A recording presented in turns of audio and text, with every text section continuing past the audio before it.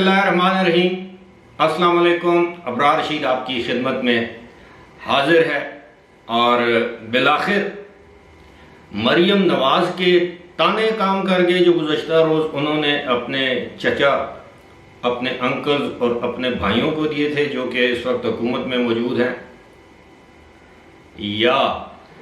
واقعی حکومت اس مرتبہ عمران خان کو گرفتار کرنے میں سنجیدہ ہے۔ اس حوالے سے اس سے پہلے کہ میں مریم کے تانوں کی طرف آؤں، وفاقی کابینہ نے آج ایک غیر معمولی اجلاس میں عمران خان کے خلاف وہ جو آڈیو لیکس ہیں، وہ سازشی بیانیہ کے حوالے سے، سائفر کے حوالے سے، اس میں عمران خان کے خلاف کارروائی کی منظوری دے دی ہے۔ اب یہ ہنگامی اجلاس اسے کیوں کہا جا رہا ہے؟ وہ اس لیے کہ اتوار کے روز عام طور پر وفاقی کابینہ کا اجلاس نہیں ہوتا۔ آپ کے علم میں ہوگا 2 روز قبل ہی وفاقی کابینہ کا ایک اجلاس ہوا تھا، وہ بھی ایک غیر معمولی اجلاس تھا جس میں ایک کمیٹی بنائی گئی تھی جس کو یہ ٹاسک دیا گیا تھا کہ وہ ان کی یہ جو آڈیو لیکس ہیں ان کی تحقیق کرے اور اس پر اپنی رائے دے کہ کیا ان آڈیو لیکس کے بعد سابق وزیر اعظم کے خلاف کوئی کارروائی کی جا سکتی ہے، قانونی کارروائی، اور قانونی کارروائی جو ہے وہ آفیشیل سیکرٹ ایکٹ اور ملک کی سلامتی یا خارجہ پالیسی یا ملک کے مفادات کو نقصان پہنچانا اور اپنے حلف کی جو بطور وزیر اعظم انہوں نے لیا تھا اس کی خلاف ورزی۔ اب اس پر وہ جو کمیٹی بنی تھی، کابینہ کی سب کمیٹی، اس نے اپنی فائنڈنگز دے دیں، اور آج جو اجلاس اس طرح نہیں ہوا لیکن ایک سرکولر کے ذریعے ایک سرکولر جو ہے وہ ڈسٹریبیوٹ کیا گیا اور اس کے ذریعے اس کی منظوری دی گئی، یعنی کابینہ کے تمام ارکان نے اس کی منظوری دی۔ اب اس کے بعد یقیناً اب وفاقی حکومت جو ہے، جب کابینہ کسی معاملے کی منظوری دی جائے تو پھر وفاقی حکومت یا وزیر اعظم کسی بھی ادارے کو جب کہیں گے، اس صورتحال میں وفاقی جو وزارت داخلہ ہے اس سے کہیں گے کہ جناب عمران خان کے خلاف کارروائی کی جائے، اور وفاقی وزارت داخلہ جو ہے وہ FIA یا اسلام آباد پولیس کو یہ کام سونپ سکتی ہے، اور زیادہ تر امکانات یہ ہیں کہ FIA مزید اس حوالے سے تحقیقات کرے گی جس میں ان آڈیوز کا فورینسک انالیسس بھی ضروری ہے۔ اگرچہ عمران خان تو خود تسلیم کر چکے ہیں کہ یہ آڈیو جو ہیں، جو آواز ہے وہ انہی کی ہے، کیونکہ انہوں نے کہا کہ ہاں جی میں نے یہ کہا ہے کہ کھیلنے کا، اور میں اصل کھیل تو اب کھیلوں گا اور اب حکومت کو پتہ چلے گا۔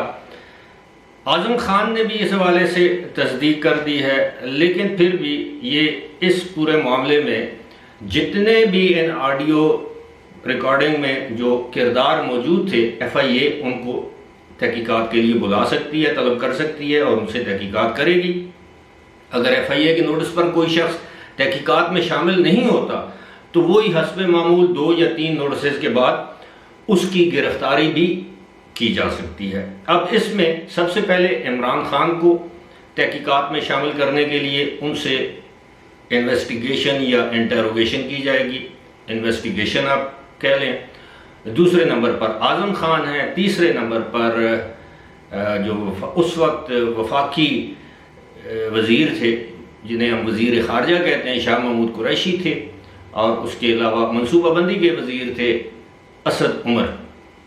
یا اگر اور بھی جو لوگ اس میں مبینہ طور پر اس پوری سازش میں شامل تھے تو ان کو شامل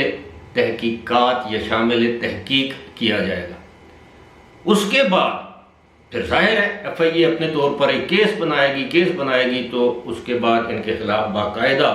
FIR درج کی جائے گی جس کے نتیجے میں انہیں گرفتار کیا جا سکتا ہے۔ اب ہم یہ نہیں بتا سکتے کہ اس میں 1 ہفتہ لگے گا، 10 دن لگیں گے، 1 مہینہ لگے گا، لیکن جس طرح میں متعدد ویڈیوز میں یہ بات عرض کر چکا ہوں کہ نومبر کا مہینہ جو ہے وہ، نومبر کا آخری ہفتہ جو ہے وہ، اس کو آپ ذہن میں رکھیں، یا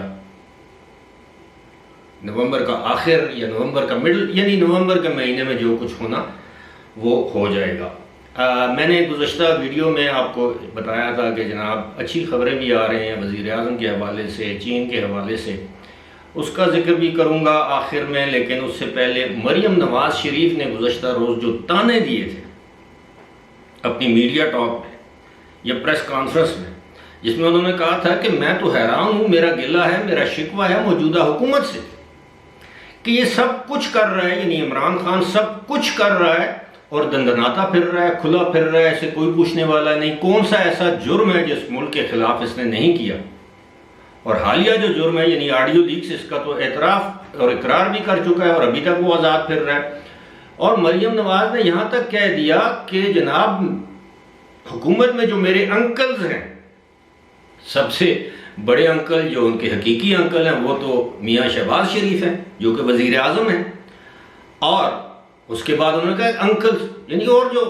سینئر لوگ ہیں یقیناً وہ ان کو انکل ہی کہتی ہوں گی، اور جو میرے بھائی ہیں جو ان کے ہم عمر ہوں گے ان کو بھائی کہہ کر پکار رہی ہیں، ان سے انہوں نے باقاعدہ شکایت کی، شکوہ کیا، گلہ کیا، اور کہا کہ یہ میں سمجھ یہ کون سا نظام ہے، اس ملک میں کون سا نظام ہے جس کے تحت اس کو کھلی چھوٹ دی ہوئی ہے۔ اب بات کیا ہے، جس دن سے مریم نواز کو اسلام آباد ہائی کورٹ نے وہ ایون فیلڈز اپارٹمنٹ والے کیس میں بری کیا ہے، اس دن سے مریم کا آپ نے لہجہ دیکھا، پہلے بھی ایسا ہی تھا، جارحانہ لہجہ تھا، ظاہر ہے وہ نواز شریف کے بیانیے کو آگے لے کر چل رہی ہیں۔ انہیں پتہ ہے کہ زہر کا تریاق زہر اور لوہے کو کاٹتا ہے لوہا، جس طرح کی اگریسو پالیسیز عمران خان نے اپنائی ہیں، سیم اب مریم اسی ٹون، اسی موڈ، اگریسو قسم کے سٹانس مریم لے رہی ہیں، اور یقیناً ان کے والد صاحب کی طرف سے ان کو ہدایات ہوں گی، کیونکہ کچھ بھی ہو آنے والا سال تو الیکشن کا سال ہے، اور الیکشن کا سال آپ مہنگائی کے اس بوجھ اور اکانومی کے اس بوجھ اور عمران خان کے حملوں کے بعد آپ عام بیانیے سے الیکشن نہیں جیت سکتے، اس لیے مریم ایک ٹیمپو بنا رہی ہیں جارحانہ، اور جس دن نواز شریف پاکستان میں لینڈ کریں گے، معلوم نہیں اس مہینے میں لینڈ کریں گے، اگلے مہینے وہ آتے ہیں، یہ ان کے کیسز پہ ڈیپینڈ کرتا ہے، منحصر ہے، لیکن اس سے پہلے مریم جو ہے وہ ٹیمپو بلڈ کریں گی، اور جب نواز شریف آئیں گے تو وہ ٹیمپو بالکل اوپر چلا جائے گا، اور میں نہیں بہت سے تجزیہ کار اس بات پر متفق ہیں کہ آنے والے دنوں میں خاص طور پر نومبر کے بعد عمران خان کی مقبولیت کا گراف نیچے جائے گا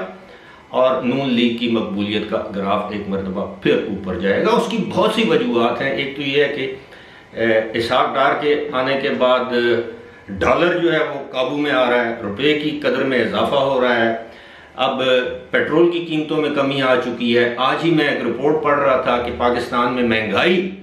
قدرے کم ہوئی ہے، میں یہ نہیں کہتا کہ مہنگائی ختم ہو گئی ہے، قدرے کم ہوئی ہے، آنے والے دنوں میں نومبر کے آخر یا دسمبر کے آخر تک یہ 2 مہینے بڑے امپورٹنٹ ہیں۔ چین جو ہے وہ پاکستان کا جو چین نے پاکستان کے پاس 2 ارب ڈالر رکھے ہوئے ہیں اسٹیٹ بینک میں، وہ رول اوور کر دے گا،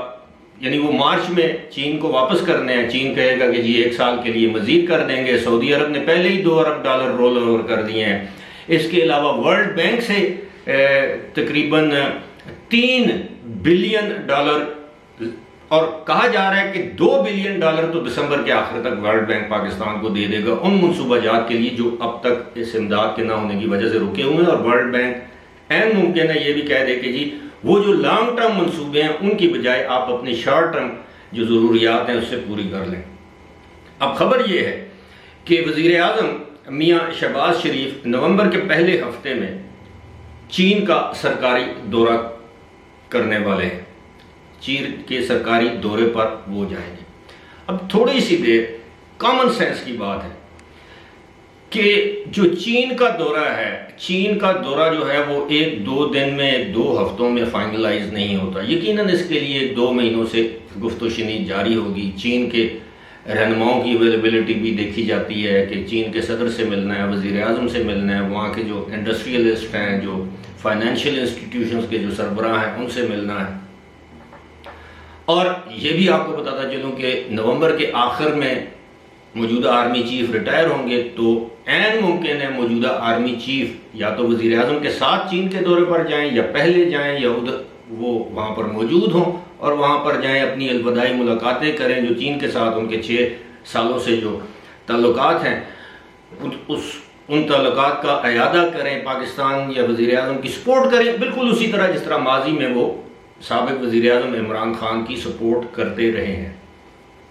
اب ایسی صورتحال میں اب ظاہر ہے کہ نومبر میں حکومت کے جانے کی باتیں تو نہیں ہیں، تو بزنس ایز یوزول ہوگا۔ چین کبھی کسی جانے والی حکومت کے وزیر اعظم سے ملاقات نہیں کرتا، یعنی چین سے مراد یہ ہے کہ وہاں کے صدر اگر ملاقات کریں گے تو ان کو ایشورنس دی گئی ہوگی کہ یہ حکومت کہیں نہیں جانے والی، یہ حکومت اپنی مدت پوری کرے گی اگلے سال اگست تک جو بھی اس کی بنتی ہے۔ این ممکن ہے مہینہ 2 مہینے آگے پیچھے ہو جائے، لیکن فی الحال جو ہے وہ ایسے لگ رہا ہے کہ بزنس ایز یوزول پاکستان کو دوبارہ ٹریک پر ڈالا جا چکا ہے۔ اب اس گاڑی کو آہستہ آہستہ آگے لے جایا جائے گا، اور جو لوگ یہ سمجھ بیٹھے ہیں کہ جی عمران خان کا لانگ مارچ ہوگا، اسلام آباد پر چڑھائی ہوگی، میں سمجھتا ہوں، میں ذاتی طور پر یہ سمجھتا ہوں، ممکن ہے میری سوچ غلط ہو، میرا تجزیہ غلط ہو، آخرکار ہم بھی انسان ہیں، غلطی تو ہو سکتی ہے، لیکن بظاہر ایسے لگتا ہے کہ ایسا کچھ نہیں ہونا۔ اب دن بدن عمران خان کے پاس جتنی بھی آپشنز تھیں وہ ختم ہو رہی ہیں، انہوں نے خود ختم کی ہیں۔ اب ان کے پاس ایک ہی راستہ ہے کہ وہ کسی نہ کسی ہیلے بہانے کے ساتھ سپریم کورٹ کے کہنے پر یا کسی کے کہنے پر قومی اسمبلی میں جائیں، وہاں پر اپوزیشن کا کردار ادا کریں اور آنے والی جو کیئر ٹیکر گورنمنٹ ہو اس میں اپنی ان پٹ دیں، اور اس کے بعد انتظار کریں اگلے عام انتخابات کا۔ لیکن یہ سب کچھ مشروط ہے۔ مشروط کس سے ہے کہ ابھی 2-3 فیصلے، ایک تو فیصلہ محفوظ ہے الیکشن کمیشن کی جانب سے توشہ خانہ والے کیس میں، دوسرا کل جو ہے وہ ان کی پیشی ہے اسلام آباد ہائی کورٹ میں۔ اب دیکھتے ہیں کہ اسلام آباد ہائی کورٹ ان کا وہ حلف نامہ منوان تسلیم کرتا ہے کہ نہیں کرتا، جس میں انہوں نے غیر مشروط معافی نہیں مانگی بلکہ اف اینڈ بٹس والی بات کی ہے کہ اگر عدالت سمجھتی ہے کہ انہوں نے کوئی ریڈ لائن کراس کی ہے تو وہ اس پر معذرت خواہ ہیں، اور اگر عدالت سمجھتی ہے کہ میں جج صاحبہ کے پاس جاؤں تو معافی مانگ لوں تو میں اس کے لیے بھی تیار ہوں، جو کہ انہوں نے جا کے ان کے ریڈر کی موجودگی میں معافی مانگ بھی لی۔ یہ ساری چیزیں جو ہے وہ انٹر کنیکٹڈ ہیں، انٹر لنکڈ ہیں۔ تو آنے والے دن جو ہے وہ 2 ہفتے، میں سمجھتا ہوں کہ 2 سے 3 ہفتے بڑے دلچسپ صورتحال ہوگی پاکستان کے سیاسی افق پر۔ ویسے تو پاکستان میں there is not a single dull day in the politics of Pakistan, لیکن آنے والے دنوں میں مزید گرما گرمی آپ کو چہل پہل سیاست کے میدان میں آپ کو نظر آئے گی۔ فی الحال مجھے دیجیے اجازت، خدا حافظ۔